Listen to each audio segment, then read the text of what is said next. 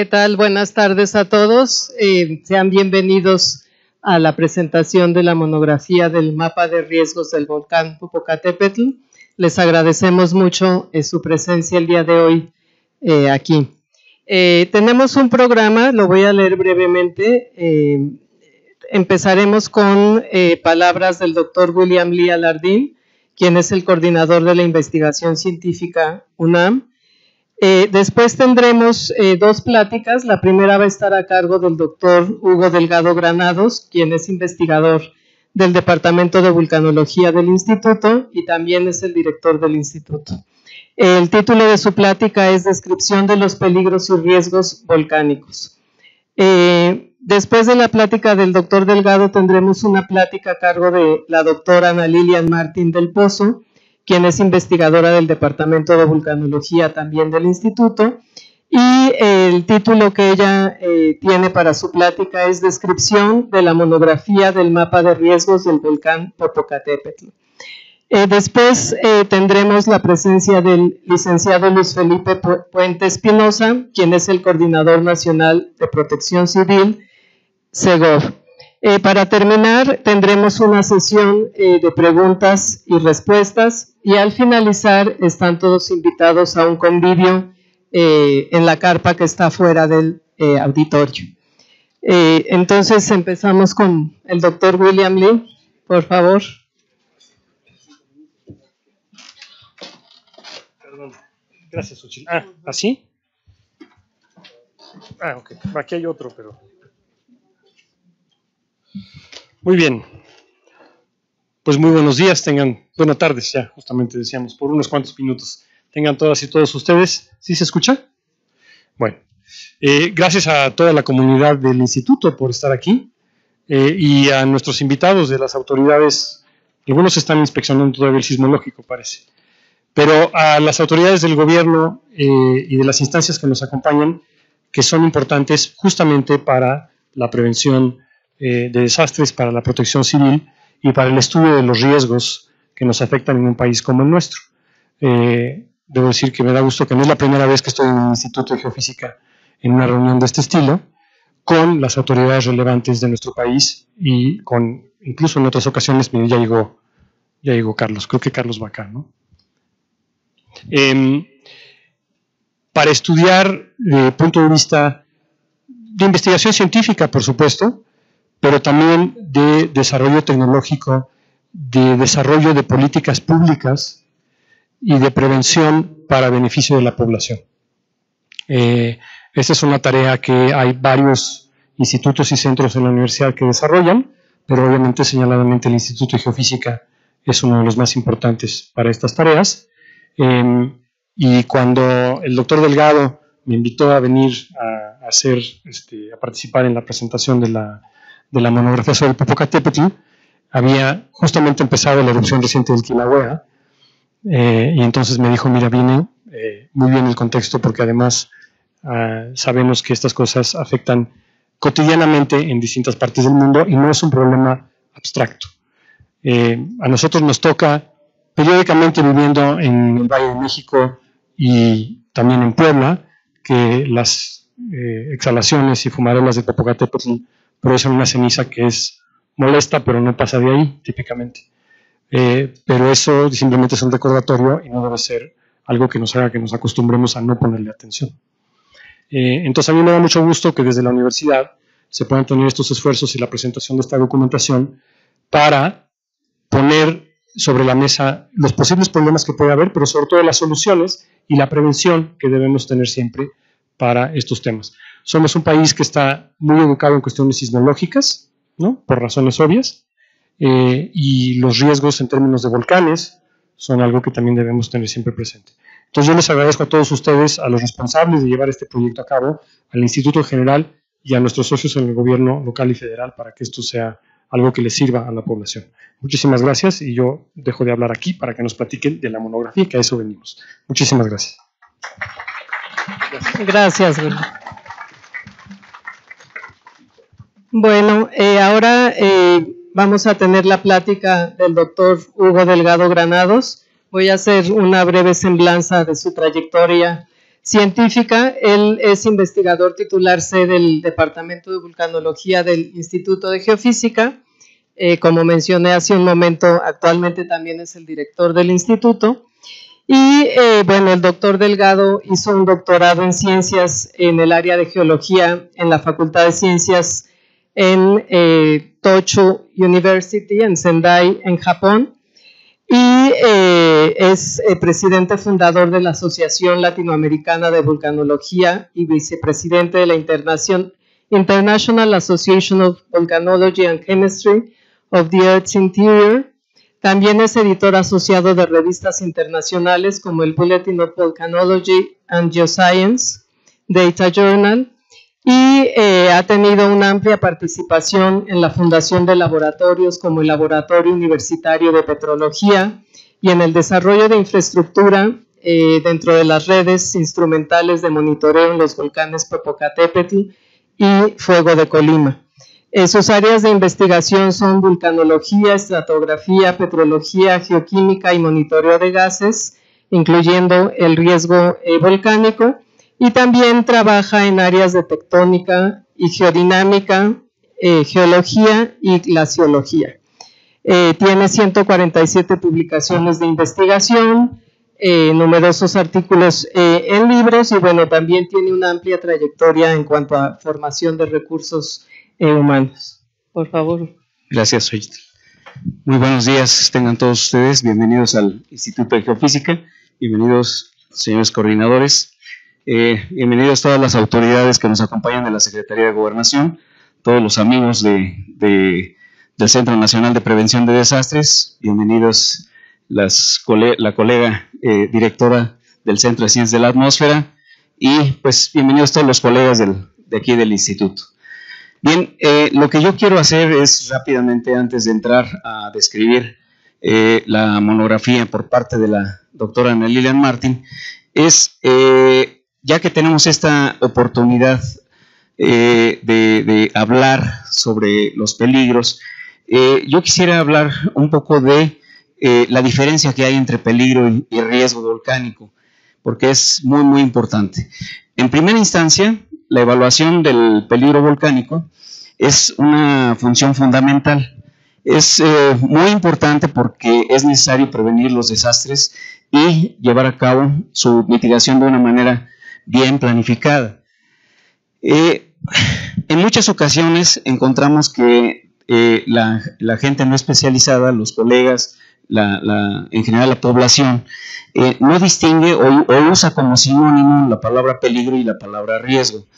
Entonces, esto es importante de darnos cuenta qué es lo que involucra el análisis o la evaluación de los peligros volcánicos. Los peligros volcánicos básicamente tienen que ver con la evaluación de la probabilidad de que un fenómeno volcánico ocurra en términos de que cierto proceso volcánico actúe en una determinada área, o bien la probabilidad de distribución espacial de sus productos. También tiene que ver con la evaluación de la probabilidad del alcance máximo o el área de influencia máxima que pueden tener los diferentes productos volcánicos, pero también puede ser la evaluación de la probabilidad de ocurrencia de un cierto proceso en un intervalo de tiempo dado.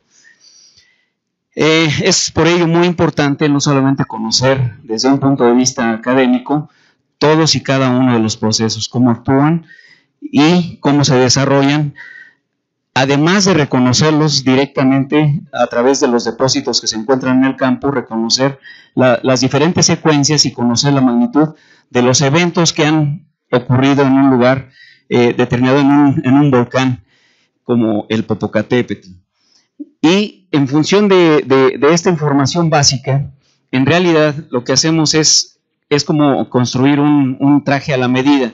Es decir, para cada uno de los volcanes necesitamos llevar a cabo recorrer todo un camino de investigación para reconocer la actividad eruptiva del volcán. No podemos de manera sencilla aplicar exactamente los mismos parámetros de un volcán, aplicarlos en otro. Por ello, es muy importante darnos cuenta que la evaluación de peligros lleva muchos años.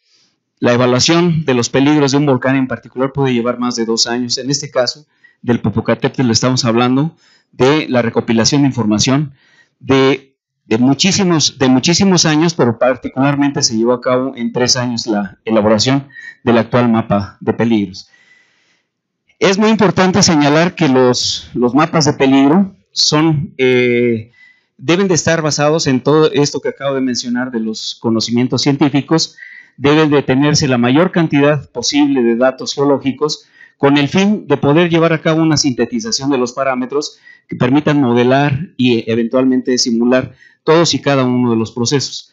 Sin embargo, a pesar de que estamos hablando del uso de datos científicos, el producto llamado mapa de peligros en realidad no es un producto para científicos. No lo hacemos como algo que cuenta como una publicación científica en sentido estricto, sino que se elaboran los mapas de peligro para no especialistas, porque la finalidad fundamental es que lo usen las autoridades, la población y los medios de comunicación en un momento dado, tener este tipo de herramientas a la mano, y por ello los mapas que se elaboran, al final de cuentas, la salida debe de ser de manera muy sencilla y accesible, en un lenguaje accesible para todo el mundo.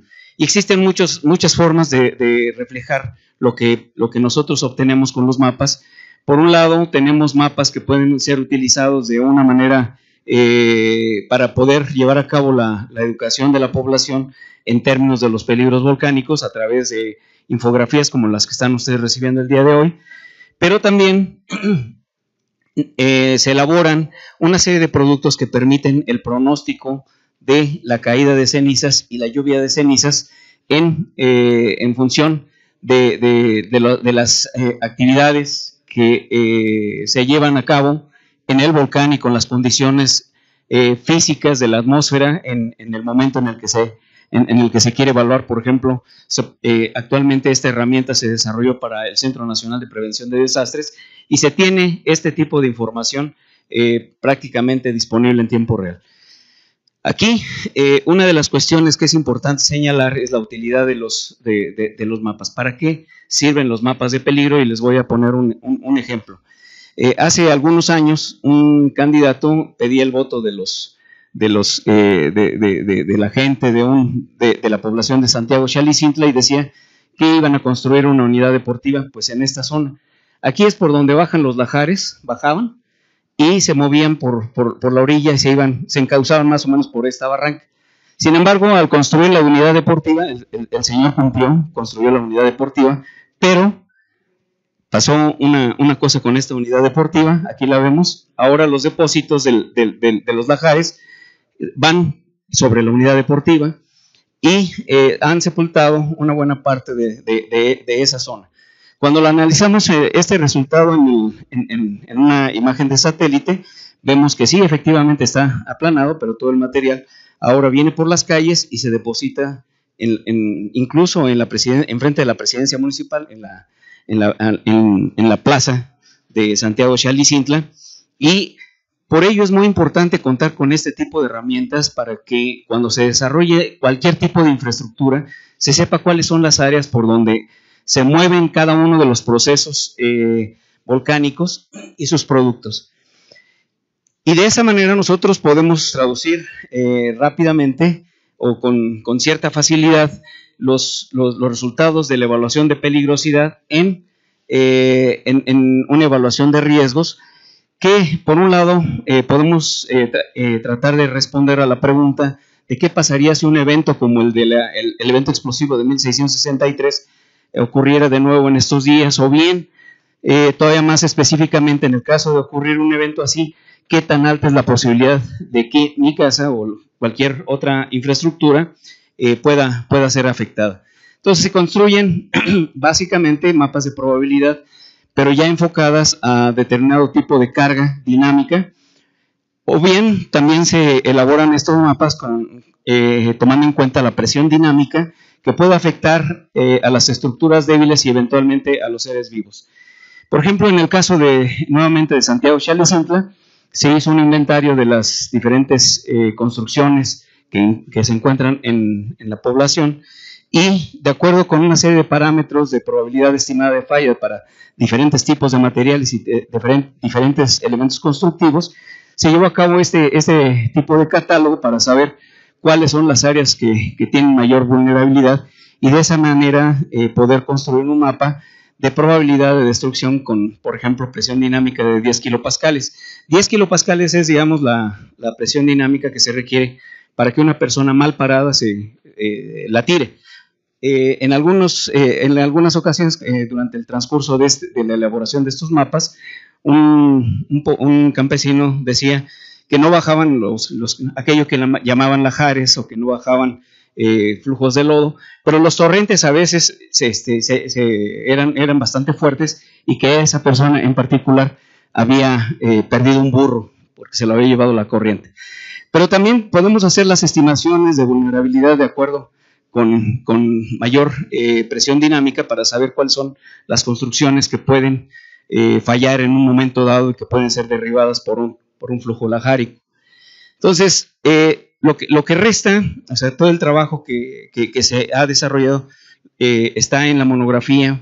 Han participado más de 30 personas, varios colegas del Instituto de Geofísica y del Centro de Geociencias, pero lo más interesante es tener este contacto directo con la población, particularmente con la niñez, para que sepan no solamente lo que son los peligros volcánicos, sino también el uso de los diferentes mapas de peligro, que ellos lo puedan traducir a su vida diaria.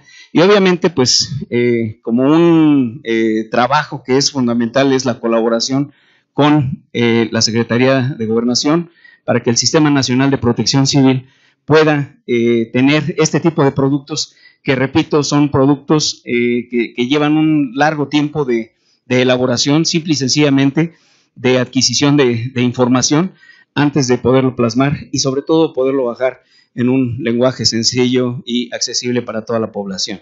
Y bueno, a continuación dejo a la doctora Xochitl con la palabra. Muchas gracias. Gracias, doctor Delgado. Bueno, pues vamos a la siguiente plática, que es a cargo de la doctora Ana Lilian Martín del Pozo. Les voy a leer una breve semblanza sobre la doctora Martín.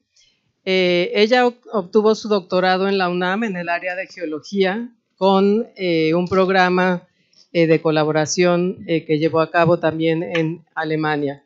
Es investigadora titular del Instituto de Geofísica y ha realizado numerosas investigaciones sobre el comportamiento del volcán Popocatépetl, Colima y volcanes monogenéticos que culminaron en los mapas de peligros del volcán de Colima y el Popocatépetl.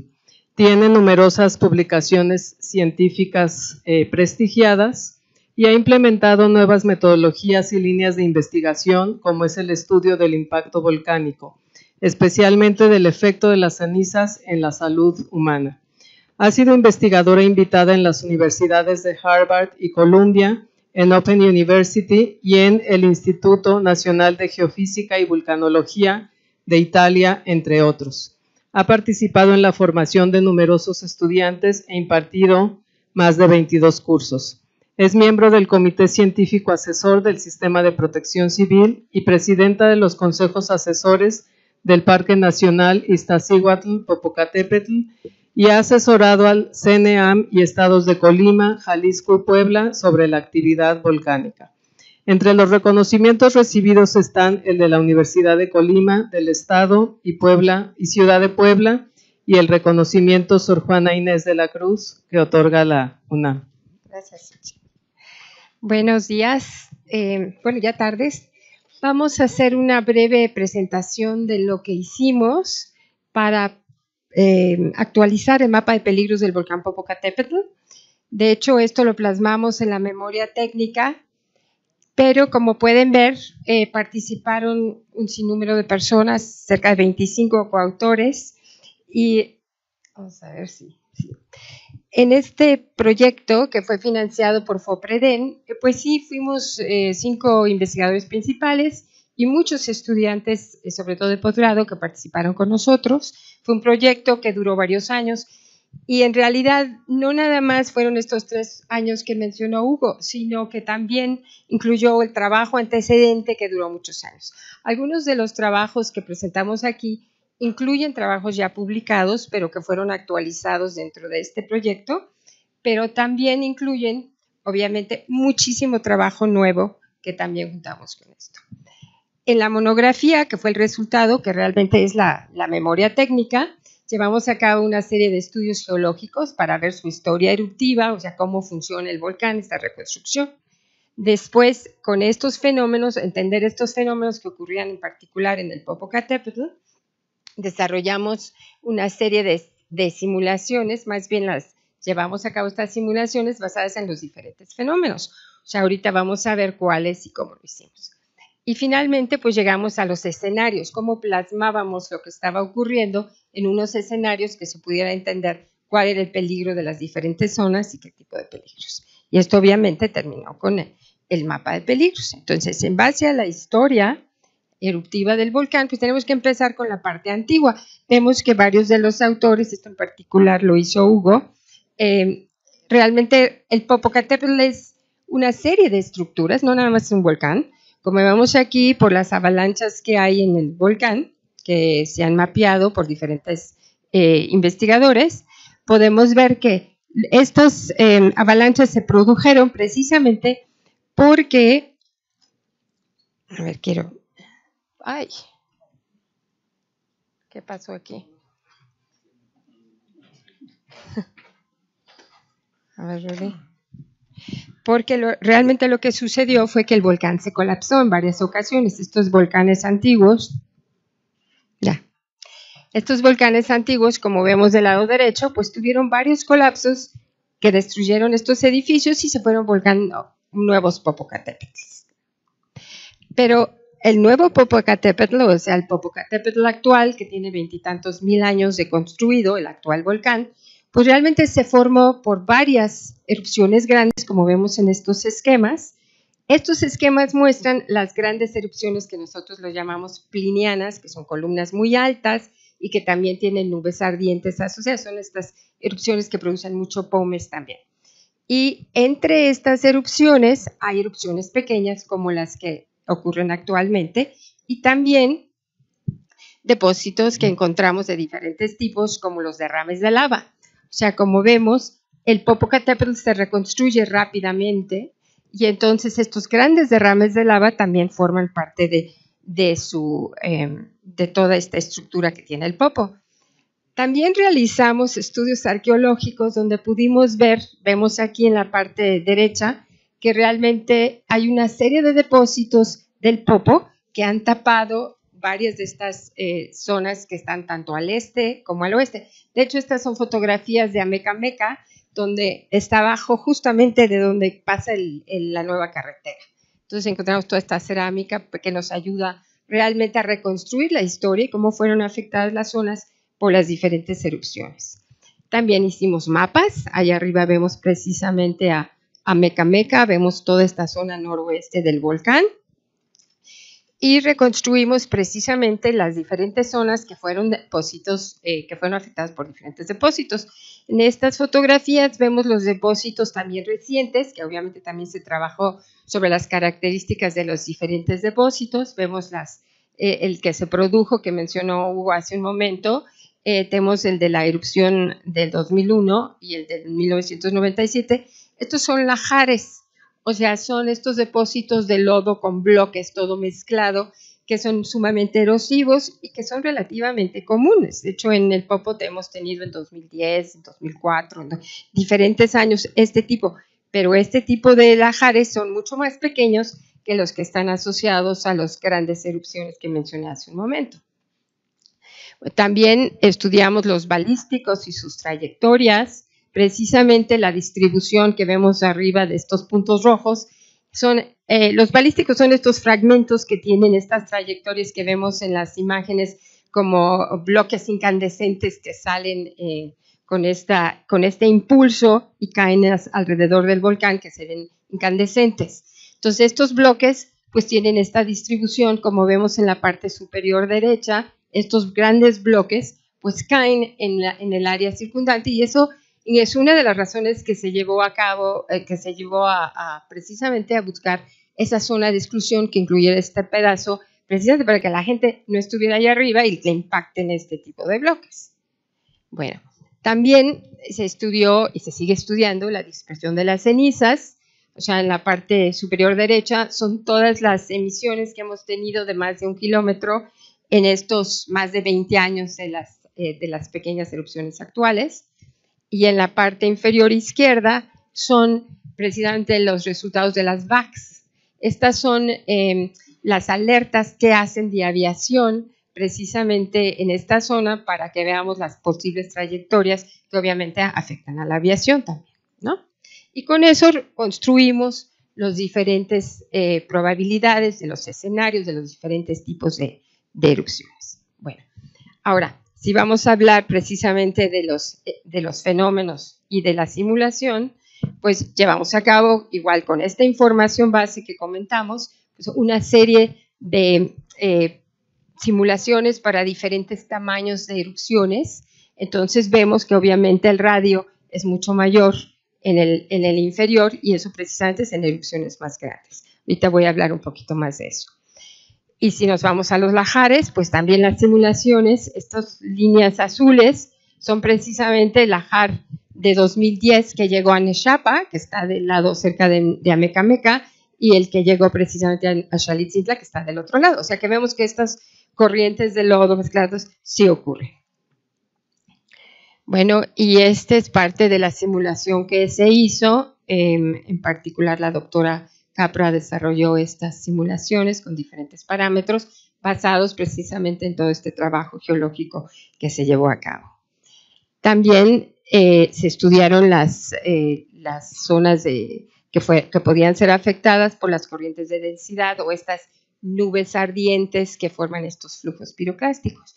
Entonces, precisamente se vio en diferentes tipos de mapas cómo funcionaba precisamente con diferentes espesores, diferentes densidades, diferentes topografías para ver cómo y hasta dónde llegarían estos depósitos.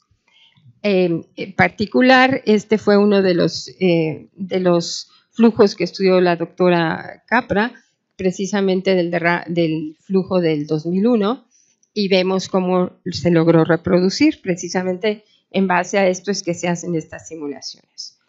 Y aquí vemos de la parte de la reconstrucción de las lavas que llevó a cabo la doctora Ferres, con los diferentes terrenos se hacen sobre una base de elevación del terreno, que fue de entre 3 y 5 metros la resolución.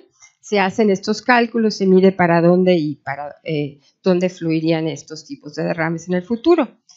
Y como mencionábamos también hace rato con Hugo, se hicieron una serie de simulaciones, en particular esta fue unas que hemos trabajado con el doctor García Reynoso para las erupciones de mayor probabilidad, pero más pequeñas y de mediana probabilidad, para ver la distribución alrededor del volcán que está en el centro, considerando la altura de las columnas, la dirección de los vientos. ¿Verdad? Y este en particular es una simulación varias simulaciones que hizo la doctora Monastía, precisamente para las erupciones plinianas, que son estas erupciones más grandes. Entonces, podemos pensar que tenemos 3 magnitudes de erupciones, estas pequeñas como las actuales, que son las que tienen mayor probabilidad, las de magnitud intermedia, que son como la de 2001, la erupción de 2001 y la de 1997, y un poco más grandes que estas aún, y las mayores, que son las plinianas, como las que tuvimos hace 1000, 2000, 5000, etc. ¿No?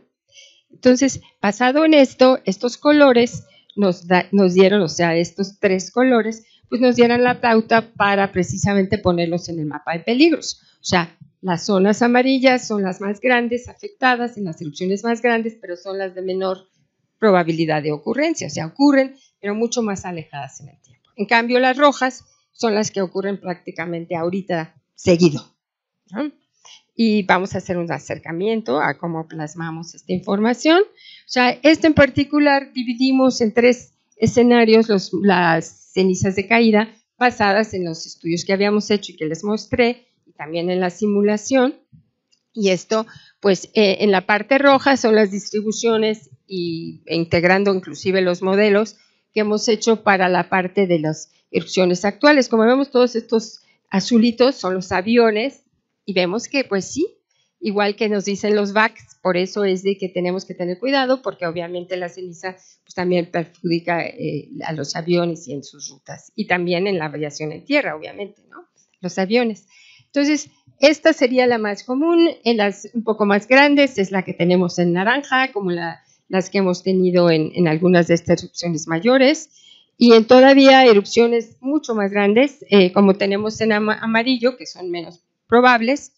Pero si ustedes se fijan, esto parece inclusive como lo que pasó en el Chichón, que realmente hizo que se cerraran muchos de los aeropuertos del país. O sea que tampoco debemos dejar aparte este tipo de erupciones y las tenemos que considerar cuando consideramos el tipo de peligros. Bueno, y en cuanto a los lahares, o sea, estas corrientes de lodo mezclado con bloques que les comentaba hace un momento que les mostramos, pues toda esta zona de amarillo vemos que son los grandes lahares de las erupciones plinianas que se han estudiado, y en la zona naranja son los tipos de trayectoria que presentan las erupciones, pues como las que son más grandes hoy en día, o sea, como las algunas de las más grandes que tenemos ahora. Y las rojitas, pues son obviamente las más pequeñas, pero pues también ahí están y también las tenemos que considerar cuando nosotros planifiquemos para protección inclusive de la población, ¿no? Del lado izquierdo está precisamente el mapa de balísticos. Aquí sí están integrados el de mayor probabilidad, que es el que está en rojo. O sea que si ven ahí encimado a esto está precisamente la zona de exclusión. Ahí está donde caen estos fragmentos grandes y que pues, obviamente si caen sobre alguien, pues ya. Tenemos la zona naranja, que es de menor probabilidad, bueno, de probabilidad mediana, y la zona amarilla donde tiene mayor magnitud, pero menor probabilidad. Del lado derecho tenemos la de las nubes ardientes que forman los flujos piroclásticos.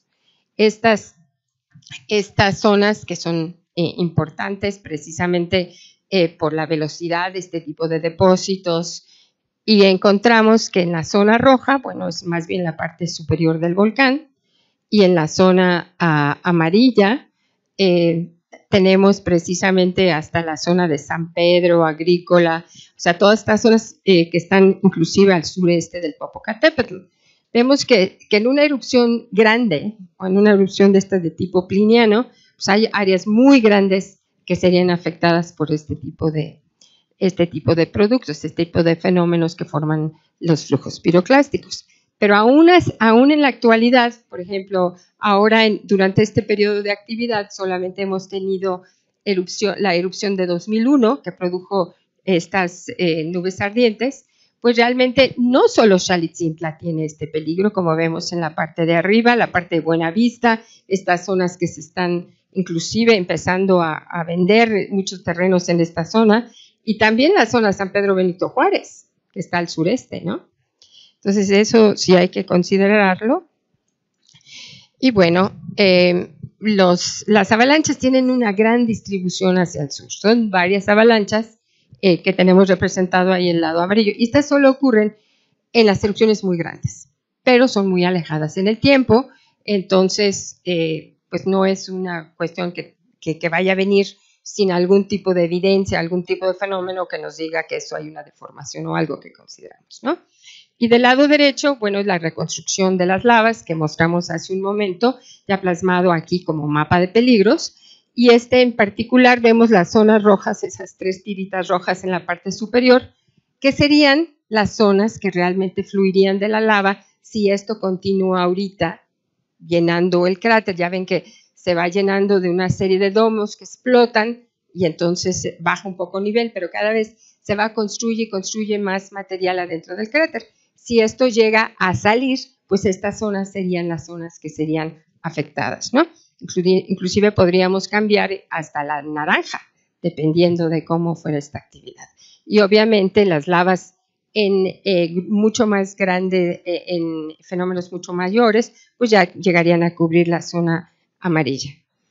Y bueno, este tipo de informaciones también las compartimos con el sector académico en diferentes lugares y también con los diferentes sectores de protección civil, en las escuelas, con la población en general, en la mayor parte de las poblaciones que están alrededor del volcán, para que ellos inclusive nos dieran sus opiniones de qué entendían, que no, cómo le cambiábamos, cómo podía ser mejor la representación de tal o cual cosa. Y sobre todo con Senapred, que nos hicieron muchas observaciones que fueron muy importantes para el desarrollo del proyecto. Y bueno, para finalizar, simplemente quiero hacer hincapié en que, aunque tengamos el conocimiento sobre qué ocurre en el volcán, es sumamente importante la comunicación entre las autoridades, los científicos y la población para que esto construya precisamente una situación de credibilidad que permita una adecuada planeación, prevención y acción que sea eficaz. Gracias.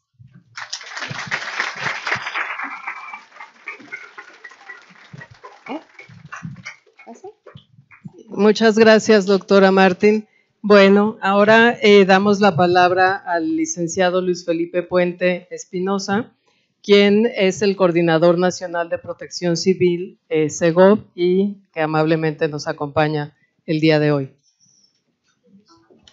¿Me paso el micrófono? Qué amable, gracias, doctora.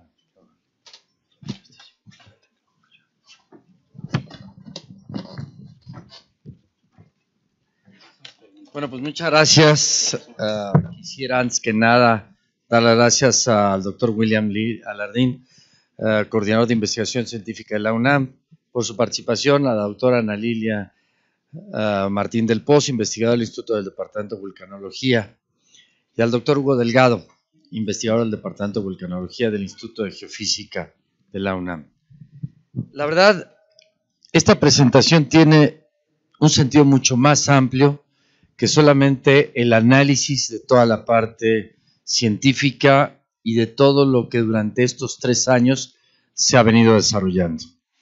No me queda la menor duda de la importancia que tiene la conclusión de este magnífico trabajo, que incluye una gran cantidad de estudios y una gran cantidad de análisis que nos llevan con gran claridad a la prevención.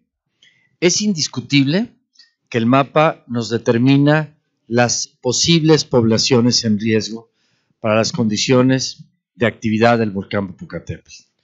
Hemos venido desarrollando a través de la historia una cultura de análisis, de prevención, pero que desafortunadamente nada más se ha quedado en la parte de la población y que de alguna manera las autoridades en su momento, sobre todo las autoridades de los municipios y de los estados, tienen que entender lo que significa el estudio para el análisis de prevención y sobre todo, como bien lo dijo la doctora, la planificación.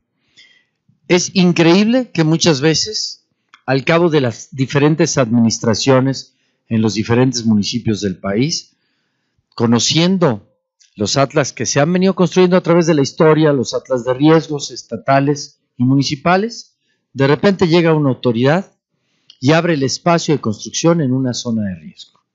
Llámese con el carácter hidrometeorológico, con el carácter sísmico permanente que tienen algunos estados de la República Mexicana. Conocemos perfectamente la zona sísmica del país más activa que viene a lo largo de todo el Pacífico, desde la parte alta de Alaska hasta Chile, y que de alguna manera de repente nos olvidamos de esta condición y no respetamos las normas de construcción, no respetamos la norma de la preservación en las zonas inundables o en las zonas de flujo hidrometeorológico, y hoy nos vamos particularmente al volcán. Es indiscutible que en las zonas del volcán Popocatépetl, hoy con esta nueva infografía y con la información que tiene, tenemos que analizar profundamente cuáles son las zonas, como bien lo decía la doctora, donde ahora se está vendiendo. Y se está vendiendo para construir algo. Y que de alguna manera esta zona de construcción el día de mañana se puede convertir en un riesgo. Hoy hay una Ley General de Protección Civil. Y esta Ley General de Protección Civil se ha llevado a tratar de homologar al criterio de los estados y municipios de todo el país. Y es indiscutible que las autoridades tienen una corresponsabilidad perfectamente clara y definida que implica el que yo, como autoridad, no debo permitir la construcción en zonas de riesgo, y más cuando hay tal claridad que nos determina, como aquí lo vimos en los mapas, la claridad de las zonas perimetrales alrededor del Popocatépetl que determinan dónde están las zonas de peligro, para de alguna manera no convertirlas en riesgo. Y esta definición que hace el doctor Uke entre peligro y riesgo, nos queda totalmente clara que es también una corresponsabilidad, no solamente de la sociedad civil en el conocimiento, sino de la autoridad en su responsabilidad. ¿Cuál es el peligro y cuáles son los riesgos que yo voy a construir? Porque el riesgo a la mayor parte de las ocasiones se construye en todos sentidos. Y para poder hacer un país resiliente se tiene que entender el monitoreo y el conocimiento de las vulnerabilidades que tiene el país. Yo quiero hacer un reconocimiento a la comunidad académica, porque al principio de la administración comentaba yo que muchas veces se les escuchaba, pero no se aplicaba para la norma, el que el carácter de norma se haga política y se haga responsabilidad, y que de alguna manera esto trascienda al tiempo, y que de alguna manera tiene que trascender, porque hoy hablamos de las posibilidades de erupción del volcán Popocatépetl con diferentes características, o simple y sencillamente una pluma de ceniza, o lanzamiento de materiales, o de una erupción volcánica de otras características. Y en cada una de ellas están presentes los riesgos. En cada una de ellas están presentes hacia dónde llega la ceniza. Y simple y sencillamente, y lo hemos hablado con las poblaciones cercanas, tener el balde de agua con el que se toma descubierto después de una erupción, simple y sencillamente con la que tenemos en la actividad actual, puede llegar a la contaminación y al peligro de la vida. En la respiración solamente también. Y de alguna manera, si nos vamos en el crecimiento de las probabilidades de la vida en forma definitiva. Quiero comentarles que esta semana se entregó, el final de semana pasada, el Premio Nacional de Protección Civil 2017 y que se entregó a la UNAM por el desarrollo del Atlas de Riesgos de la UNAM y que de alguna manera se empieza y se determina el reconocimiento a la actividad que tenemos. Es indiscutible que este es un trabajo de 3 años, pero es un trabajo que tiene un análisis de la historia de miles de años atrás, en el análisis de la Tierra y en la observación de dónde se encuentran materiales históricos de las erupciones planianas y que de alguna manera han afectado en su momento la vida del planeta. Y que hoy en día estamos totalmente conscientes que está pasando en Hawái, que parecería una condición diferente, pero que de alguna manera ha afectado zonas de vida y riesgo. Acabamos de estar en Italia y acabamos de comentar también las zonas donde alrededor de los volcanes tienen una cantidad de población impresionante. Con una erupción ahí, el número de gente que está en riesgo de la vida es impresionante. Yo creo que tenemos no solamente que entender las autoridades que hoy nos entregan un documento que no solamente hace historia, sino que hace responsabilidad y corresponsabilidad. Yo me encargaré de entregarlo puntualmente a las autoridades de cada uno de los estados adyacentes al volcán Popocatépetl y a la Ciudad de México, para que de alguna manera se tome en consideración la corresponsabilidad que se tiene al respecto de la permisividad que se puede dar de la construcción en las zonas de posible afectación y cuáles son las acciones de carácter preventivo que se tienen que tomar en consideración al respecto de las posibilidades del comportamiento del volcán Popocatépetl. Somos un país que tiene muchos riesgos en todos sentidos.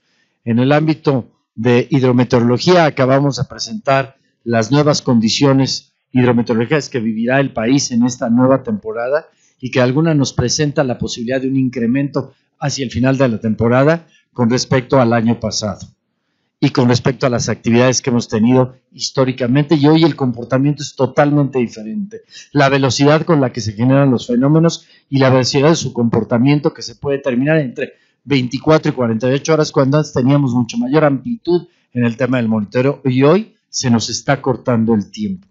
Y se nos está cortando el tiempo también al respecto de una posibilidad de una nueva erupción grande del volcán Popocatépetl. ¿Por qué? Porque tenemos una historia muy lejana en la última erupción de estas características y cada vez que el tiempo va caminando, las probabilidades se van haciendo menores.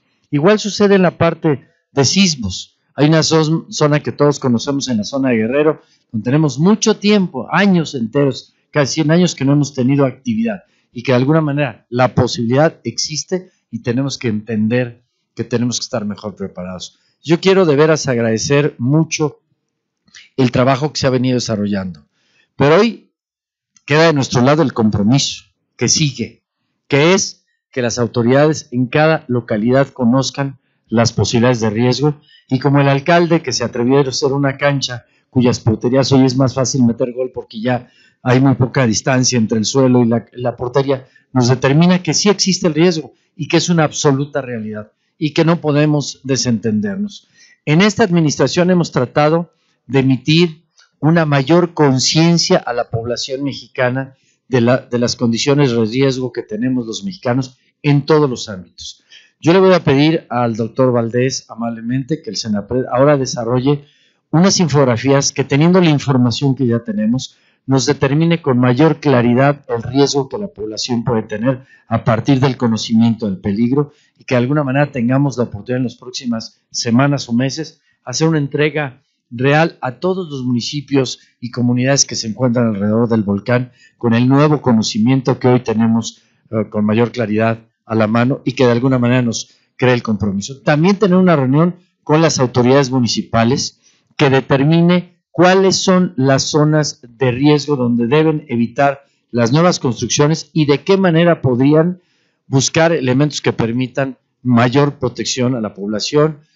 Y por otro lado, a Ricardo de la Cruz, el que tengamos una reunión con todos los titulares de Protección Civil para revisar rutas de evacuación, actividades del gobierno de la República en cuanto al sector salud, al sector educativo, a cada uno de los sectores para ver qué podemos hacer para protección de la población que hoy está en el mapa perfectamente definida y cuáles son los riesgos que tienen ante el peligro que representa el conocimiento el día de hoy. Y que de alguna manera hagamos un nuevo plan de actuación de la autoridad frente a las posibilidades de peligro del volcán y los riesgos que la población puede tener al respecto de la actividad del volcán. Entonces, el ejercicio del Senapred, el ejercicio de elección de protección civil de la tarea de gobernación y qué compromisos debemos tomar con las autoridades para que de alguna manera ellos también cumplan su cometido.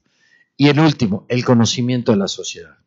Así como lo decía la doctora, el acercamiento con los niños, con los jóvenes, tener mayor acercamiento en las áreas educativas y que el área de comunicación, de difusión de comunicación, desarrolle los programas regionalmente explícitos para determinarlo y que terminando la veda que tenemos por el proceso electoral, tengamos preparados spots para la televisión que tengan este conocimiento, o sea, nuevos spots, no los que ya teníamos, sino hagamos spots que permita que podamos transmitirle a la población el conocimiento de las condiciones que hoy nos presentan, las probabilidades de riesgo y peligrosidad del volcán Popocatépetl. Así es que por tal motivo yo les agradezco, les hago un reconocimiento, pero vengo a hacer más que un reconocimiento, un compromiso para que este trabajo que ustedes han realizado tenga una alta difusión ante la población mexicana y conozcan perfectamente las condiciones que presenta esta nueva infografía, que tiene mayor claridad hacia la población, pero que debemos hacerla mucho más objetiva al respecto del conocimiento de los niños, los jóvenes, los adultos, las autoridades y que de alguna manera dejemos un legado a la próxima administración, que con claridad definamos cuáles son los elementos que tenemos que comprometer la población, la autoridad y obviamente no descuidar las recomendaciones del carácter de academia y científicos de la UNAM, que hoy nos entregan un potencial muy interesante para poder trabajar como Coordinación Nacional de Protección Civil. Muchas gracias a todos ustedes.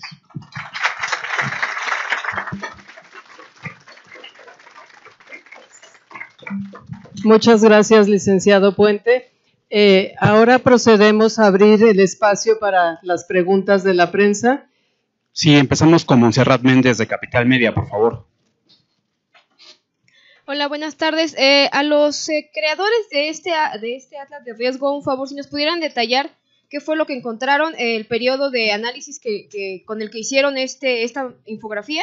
Y sí, en especial las zonas que más encontraron que ahorita se encuentran en peligro, justamente en caso de una erupción volcánica. Muchas gracias. Sí, Lo que se estudia normalmente para la elaboración de un mapa de peligros es prácticamente toda la actividad que ha desarrollado el volcán Popocatépetl. Así que estamos hablando de cuando menos los últimos 400,000 años hasta nuestros días, que es la actividad que se ha estudiado, cómo ha tenido la actividad. Como se mencionaba, el volcán Popocatépetl son varios volcanes, varios de ellos se han destruido en el pasado, y el último volcán, el Popocatépetl sensu stricto, surge hace 22,000 años.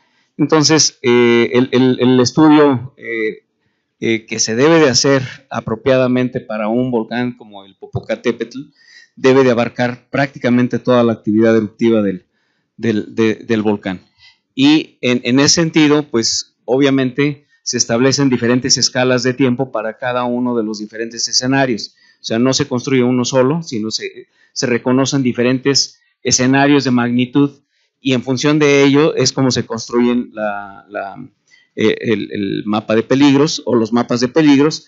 Y es importante señalar que una cosa es, digamos, la parte que se muestra hoy impresa, pero por el otro lado también se tiene un elemento que esta información está en lo que actualmente se conoce como el Atlas de Riesgos que tiene el Centro Nacional de Prevención de Desastres. Es decir, de esa manera es fácil de identificar cuáles son las poblaciones que se encuentran bajo determinado tipo de peligrosidad. Entonces, eso es básicamente lo que podemos comentar al respecto. Eric Galicia, de Notimex. Sí, bueno, en ese sentido me gustaría tener un poco más de referencia. ¿Qué consejo nos podrían dar a nosotros, ya una vez a partir de este atlas? ¿Qué es lo que nosotros debemos entender? Pude darle una ojeada y en efecto vi que estamos hablando de que el Popocatépetl es un volcán activo, constante, y que pasamos por un periodo de tranquilidad que data de 1929 hasta el 1994. Yo me acuerdo perfectamente porque mis abuelos trabajaron mucho tiempo en Tlamacas y Popocatépetl se había convertido en un lugar turístico para escalar. Yo tuve la oportunidad de bajarle.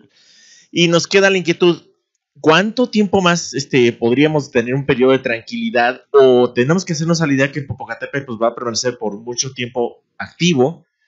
Y ahí parte mi segunda pregunta, que sería lo contrario. ¿Qué tan lejos o cercanos podríamos estar de una actividad volcánica con lava? Bueno, actividad con lava ya tiene, porque los domos precisamente que están en el cráter son esas lavas, que si sigue creciendo, pues se van a derramar como mostramos en el esquema y como está en los mapas que les pasamos y en la monografía, ¿no? En memoria técnica. Ahora, estas son erupciones pequeñas, pero las emisiones de la ceniza, los balísticos, o sea, hay que tenerle mucho cuidado. O sea, hay muchas veces que los montañistas, nuestros compañeros, han pensado en algunas ocasiones que pueden subir y que no pasa nada. Pues desgraciadamente eso en 1996 causó una gran tragedia porque hubo 6 víctimas, precisamente porque subieron en contra de las indicaciones. Estos fragmentos precisamente caen como balas y vimos que hay unos muy grandes. Entonces, estas son emisiones importantes. También la ceniza luego no la tomamos en cuenta, porque la ceniza realmente la vemos poco, es en diferentes lugares, pero que son partículas muy finas, sobre todo en los lugares como Puebla, la Ciudad de México, no sé, las ciudades pequeñas, pues sí nos afectan. Entonces, esa es parte de las investigaciones que tenemos que continuar. Ahora, ¿cuándo va a haber una erupción más grande? Pues depende si sigue creciendo. Nosotros pensábamos en particular que la actividad después del 2001 como que iba a bajar por las tendencias que tenemos. De hecho, hemos ya tenido, hay una parte en la última parte del libro que inclusive hay unas gráficas donde se muestra esto, pero pensamos que hubo otra alimentada del volcán que precisamente aumentó la actividad en 2012, 2013 y aquí todavía vamos fluctuando. No hemos llegado a los niveles de 97 a 2001, que fueron los más altos, pero pues tenemos que aprender a vivir con los volcanes activos, que no nada más es el Popo. También tenemos a Alejandro García de Canal 11. Muchas gracias. 2 preguntas también en breve. Una, alcanzar a entender el objetivo principal de este atlas. Ya veíamos por ahí al licenciado Ponte que decía que bueno, iba a ser una recomendación a los estados involucrados o los estados cercanos al Popocatépetl para que lo consideraran. Entender el objetivo principal de este documento. Y la otra, hablar del crecimiento urbano en las zonas aledañas. Esto genera también una problemática e incrementa el riesgo para la población. Esto es una problemática que también pues podría estar creciendo en los próximos años. Muchas gracias. Bueno, yo quisiera comentar que precisamente en una de las zonas aledañas, uno de los compañeros precisamente de la Universidad de Puebla, Samuel Contreras, estaba presentándonos datos de que en la zona aledaña al Popocatépetl, en la zona conurbada, digamos, de la Ciudad de México, ya llegando hacia el volcán, hay un crecimiento demográfico del 6,000%. Ahora, esto obviamente hace lo que comentaba Hugo hace un momento, la construcción del riesgo. Mientras más te acerques, pues más vas a tener problemas.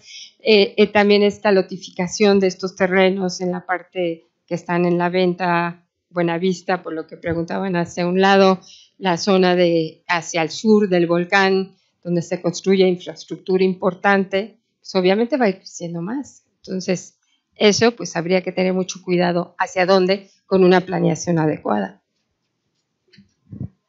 Sí, la pregunta permite nuevamente hacer énfasis en el hecho de que este tipo de mapas, precisamente una de las aplicaciones es en la planeación. Es decir, si sabemos dónde ocurren los fenómenos y su probabilidad, entonces podemos establecer una serie de medidas por medio de las cuales sabemos dónde no se debe de ocupar y si se ocupan, qué tipo de construcción debe de llevarse a cabo. Entonces, este tipo de mapas de peligros, esa es su principal función, tener elementos de planeación y obviamente la gente lo tiene que conocer. Arcelia Naya, de Reforma. Buenas tardes. Para que me comenten el número de población que ustedes en sus investigaciones encontraron podría salir afectada en dado caso de darse una erupción del volcán, y los municipios que saldrían afectados, y por otra parte los municipios que están construyendo en zonas de riesgo, ¿cuáles son? Si es que ustedes tienen el dato, y las construcciones que podrían en algún momento pues ser un riesgo para la población. Sí, bueno, lo que hemos presentado el día de hoy es precisamente el resultado de una serie de estudios que permiten establecer la peligrosidad del volcán, es decir, la probabilidad de que ciertas áreas puedan ser alcanzadas o ciertos materiales volcánicos puedan tener una distribución. Y precisamente lo que el coordinador de Protección Civil mencionaba es que a partir de ahora, con esta información, es que se tienen que establecer precisamente el análisis del riesgo. También tenemos a Carlos Guzmán, de Debate MX. De este lado, muy buenas tardes a ambos. Perdón, aquí... Nada más permíteme un segundo. Te quiero comentar que en los 25 kilómetros alrededor del cráter del volcán se encuentran habitando ya 360.151 personas, de las cuales 171.553 son hombres, 188.598 mujeres, 35.600 son adultos mayores de 60 años y todos ellos habitan en 105.305 viviendas y son atendidos en 131 centros de salud, 850 escuelas, 92 mercados, 61 hoteles y 57 bancos y 25 gasolineras. En el dato que nos acaban de dar, se hizo un análisis a 25 kilómetros del cráter y esta es la población que tenemos, que tiene que vivir consciente de la actividad del volcán, que tiene que vivir consciente de las características de caída de ceniza, por lo pronto, que es lo que hemos estado trabajando permanentemente con ellos, pero que de alguna manera tenemos por las características de la vivienda, tomando en consideración la probabilidad de lahares, cuáles son las viviendas que podrían ser afectadas, cuáles son las zonas de estas características donde tenemos que evacuar a la población y hacia dónde la tendríamos que llevar. Solamente para contestar la pregunta anterior. Perdón, gracias. Carlos Guzmán, de Debate MX. Hola, ¿qué tal? Muy buenas tardes a todos. La pregunta versa sobre lo mismo. ¿Qué hará la gente de gobernación en el caso del licenciado Puente? Después de presentar estos estudios donde se menciona lo de la cancha famosa ahí que se construyó en la parte donde bajan los lajares, ¿qué hará puntualmente la Secretaría de Gobernación como autoridad para recomendar a los municipios que han hecho esto a quitar esas construcciones, o ya en el caso más extremo, ver la forma de, incluso las unidades habitacionales están por ahí, poderlas demoler o reubicar a estas personas? Gracias. Bueno, lo primero que tenemos que hacer es el análisis del mapa de peligros. Perdón, no quería yo interrumpir a mis compañeros científicos. Lo que queríamos hacer es analizar profundamente, primero, el mapa. Lo segundo que tenemos que hacer es lo que hemos venido haciendo históricamente. No nos equivoquemos. La población que ya vive ahí y vive con el volcán, y muchos de ellos nacieron con el volcán. Lo que tenemos que hacer es identificar el mapa de riesgos y lo que hacemos tradicionalmente. Por ejemplo, hay una evacuación que hacen los niños en Salixintla, donde los niños ya saben hacia dónde se tienen que dirigir en caso de una actividad de erupción del volcán. Ellos salen de la escuela, no sé si alguno de ustedes ha estado compartiendo con los niños ahí, ellos ya tienen su ruta de elevación para poder llegar a un lugar seguro. No necesariamente tenemos que quitar la escuela está ahí en el lugar, tiene muchos años, y lo que tenemos que hacer es que la población conozca sus rutas de evacuación y hacia dónde se tienen que dirigir. Es indiscutible que lo primero que tenemos que garantizar es la vida de las personas. Lo segundo que tenemos que garantizar es el patrimonio, tanto de vivienda como escuelas, hospitales, etcétera, etcétera. Lo que tenemos que hacer es que, bien lo dijo la doctora, no sabemos en qué momento pueda venir una erupción de estas características, y voy a contestarles como contesta el doctor Carlos Valdés en el caso de sismos. Dentro de un segundo o dentro de 1000 años. Tenemos que estar monitoreando permanentemente la actividad del volcán. ¿Cómo lo hacemos? Tenemos los monitores que nos permite en el Centro Nacional de Prevención de Desastres estar observando el comportamiento del volcán. Y cuando hemos tenido un incremento de actividad, y lo hicimos en el volcán de Colima, con 12 millones de metros cúbicos de erupción el año antepasado, fue lo que hicimos es retirar a la gente de las poblaciones cercanas. Hubo calentamiento de sus propias viviendas, hubo calentamiento del piso, hubo una cantidad de ceniza que hubiera sido inhabitable estar ahí durante el momento de la erupción, pero toda esta gente se fue a más de 25 kilómetros, estuvo viviendo durante un tiempo en los albergues, y conforme se fue haciendo la limpieza de sus casas, las gentes regresaron.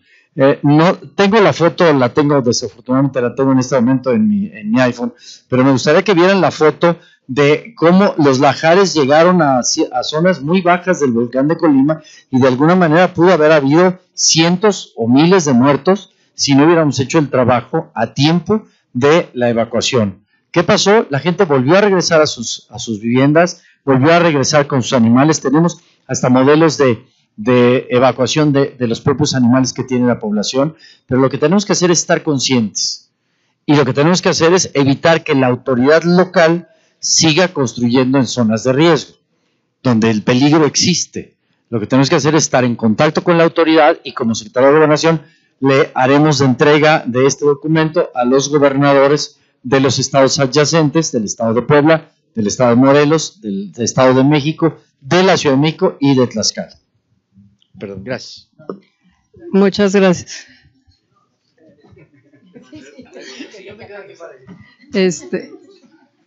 Tenemos también unas preguntas desde Facebook Live. ¿Tú ibas a decir algo o hago las de Facebook? Nada más quería yo comentar en cuanto a lo que preguntaron hace un momento, que tenemos que estar conscientes de los diferentes tipos de peligros, o sea, que nos afectan, o sea, el riesgo a la población y demás. Porque es muy diferente, vuelvo a enfatizar, la ceniza, porque como que generalmente decimos, ay, pero la ceniza sí, tenemos que aprender a usar los cubrebocas, por ejemplo, cuando hay caída de ceniza, y eso es para todos. Bueno, voy a proceder a leer 3 preguntas que llegaron a través de Facebook Live. La primera es, el volcán la hizo Estela Acevedo, y la pregunta es, ¿El volcán comparte fallas o actividad tectónica que se relacione con los sismos que han ocurrido últimamente? Esa es una buena pregunta. Bueno, realmente hay zonas cercanas al volcán que sí tienen algunas fallas. O sea, muchos de lo que hablaban de fallas en el volcán eran deslaves que se venían inclusive por el agua y a partir del volcán cuando empezó, por ejemplo, cuando hubo el sismo el 19 de septiembre, en la zona hay muchas áreas que están construidas, por ejemplo, de este lado del volcán, que está sobre las barrancas, que el material es un material muy suave. Entonces, precisamente estos materiales piroclásticos son muy suaves con el movimiento del sismo y el agua de las lluvias, pues obviamente se producen grandísimos deslaves. Entonces, eso es un problema también de cuestiones de construcción y de prevención.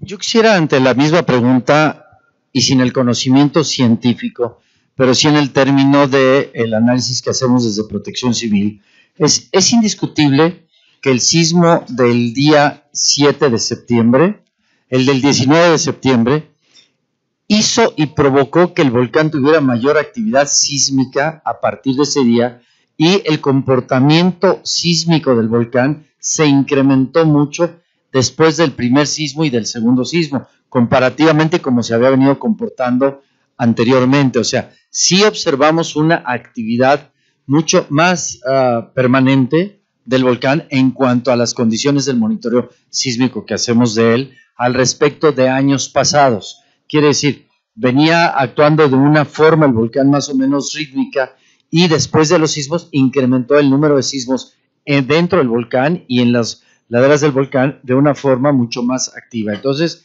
podríamos considerar que pudo haber tenido sobre los fracturamientos que hubo en la zona de Puebla alguna condición que le hubiera afectado particularmente al comportamiento del volcán. Sí, en particular respecto a la estructura del volcán, es muy importante que tengamos todos muy claro que la corteza terrestre se fractura, se rompe. Entonces hay fallas y fracturas por muchas partes. Y de hecho, los volcanes están donde están porque es donde cruzan fallas importantes. O sea, no es una casualidad que el Popo esté ahí. Está ahí justamente porque hay la intersección de fallas importantes. Pero la conexión de ellas con otras fracturas es otra cosa. No hay una conexión con las que producen los sismos de septiembre, por ejemplo, no hay una relación directa. Pero obviamente los volcanes están condicionados a que haya fallas, porque si no, de otra manera no tendrían por dónde salir el magma. Gracias. Les leo otra pregunta que llegó vía Facebook Live. Dice, ¿cuántos estados, la hizo Leticia Melita Rosas? Y la pregunta es, ¿cuántos estados están en peligro si hace explosión el Popocatépetl? ¿Qué delegaciones de la Ciudad de México afectaría? Bueno, en general las entidades federativas que están, digamos, más cerca del volcán, pues son 5, que son el Estado de México, el Estado de Puebla, el Estado de Morelos, la Ciudad de México y el Estado de Tlaxcala. Esas son las entidades más cercanas y que eventualmente pueden estar afectadas por los diferentes procesos. Ahora, los procesos volcánicos son variables, no es nada más un tipo, son varios tipos. Algunos, sus productos no llegan muy lejos, otros, como las explosiones que generan cenizas, las cenizas incluso pueden trascender las fronteras de esos 5 estados. Entonces es variable. Aquí esa es la importancia de leer el documento que hoy se presenta, para que se puedan ver que hay diferentes escalas de alcance de los diferentes productos. Gracias. Hay otra pregunta que la hizo Julio González Gallego. Dice, supongamos que el Popo hace una erupción con abundante emisión de cenizas. ¿Se tienen contemplados los vientos de temporada que pudieran conducir las cenizas a diferentes regiones según la época del año? Bueno, definitivamente para la construcción de los mapas de peligro no solamente se consideran las condiciones del volcán, sino las condiciones que hay alrededor de la actividad volcánica. En este caso, se tienen que considerar las condiciones atmosféricas de todo el año, de muchos años, y se obtiene una estadística de cómo se comporta la atmósfera en diferentes épocas. Y lo que se presenta es justamente eso, la integración de toda esa información para poder hacer una discriminación de las áreas que en diferentes escenarios de magnitud explosiva el volcán puede enviar las cenizas. Y ese es uno de los productos que se están presentando. Para completarla y al mismo tiempo en el Atlas Nacional de Riesgos tenemos las características de viento día a día y a partir de una erupción del Popocatépetl con ceniza analizamos las condiciones del viento de ese mismo día para poder alertar a la población hacia donde se dirige el viento y poder tener acciones de carácter preventivo con la Secretaría de Salud, con la Secretaría de Educación Pública, con las autoridades en lo general. Bueno, podríamos decir así más puntualmente que durante el invierno normalmente la ceniza va a Puebla y esa área.